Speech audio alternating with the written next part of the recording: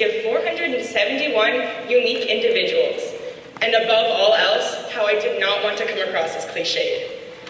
So my mom says to me, Audrey, just speak from your heart, which is kind of ironic. But honestly, it's really hard to stand up here and not fling platitudes at you all, so there are just a few I want to get out of the way to begin. First of all, to the Palo Alto Senior High School graduating class of 2014, congratulations, we did it!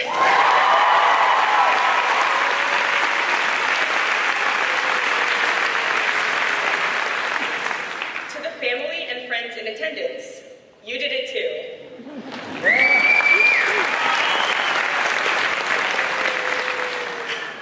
We have worked so hard to get here. Today is the first day of the rest of our lives. All right, I think that's mostly out of my system. So as class president for the past 2 years, I've tried my best to observe all that we've been up to as a class, which, believe me, is a lot.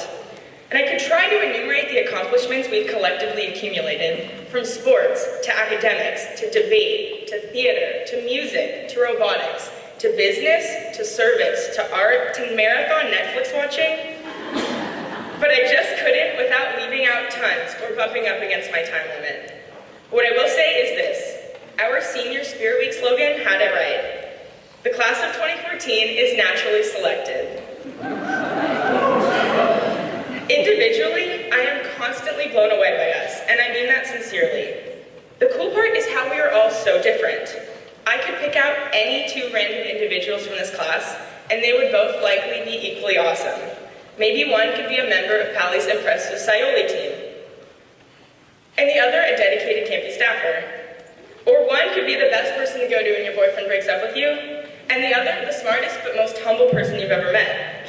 The point is, there are so many ways to be awesome, and I haven't met a senior who doesn't possess at least one. And when you put us all together, our sum total awesomeness is even greater. As a class, we have been uniquely pioneering. Just look at the senior deck. The fact that we started a new tradition at a school so steeped in tradition is incredibly impressive. And not only have we started new ones, we have helped to end outdated ones.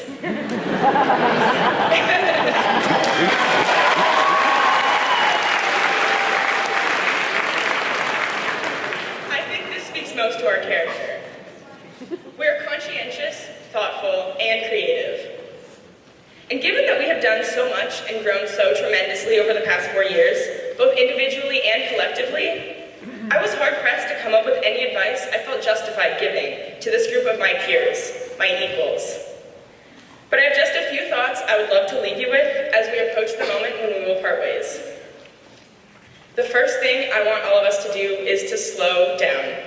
The sheer volume of stuff that we have done means that we've had to be working almost non-stop for 4 years, because going to Pally is like driving down Alma.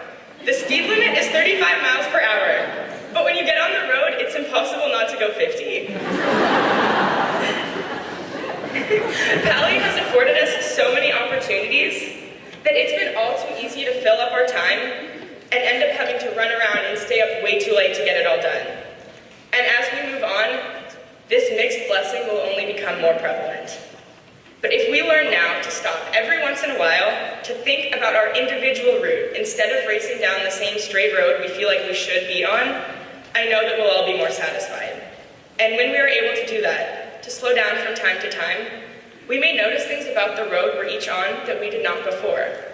Maybe there's an exit you didn't know existed, or another route altogether you've never thought about taking. Which brings me to my next point. It's okay to be confused. Your inner sense of direction may not always be impeccable.